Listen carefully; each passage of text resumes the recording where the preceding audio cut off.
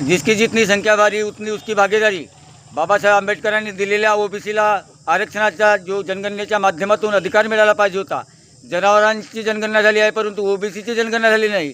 करिता याचे जागृत सामाजिक कार्यकर्ता सुनीलजी शेंडे यांचे आपण मत जाणून घेऊया। सुनील शेंडेजी, आपले काय विचार आहेत ओबीसी जनगणनेविषयी यावेळेस? ज्याप्रमाणे या देशामध्ये प्रत्येक कॅटेगरी या घटकाची जनगणना होते आणि ओबीसीची होत नाही, तर खरोखर एक प्रकारे ओबीसी समाज हा एका जनावरासारखा या देशामध्ये राबत आहे। आणि गाव समाजाचा विचार म्हणजे एवढा सर्वात जास्त, जसं बाबासाहेब आंबेडकरांचे वाक्य होते की जिसकी ज्यादा संख्या भारी उसकी उतनी सत्ता में भागीदारी। तर संपूर्ण ह्या देशामध्ये असलेल्या मोठ्या ओबीसी समाज याची जर सत्तामध्ये भागीदारीच नाही, तर मग ह्या अशा समाजामध्ये राहून जनावरासारखं राहून याला काय अर्थ आहे?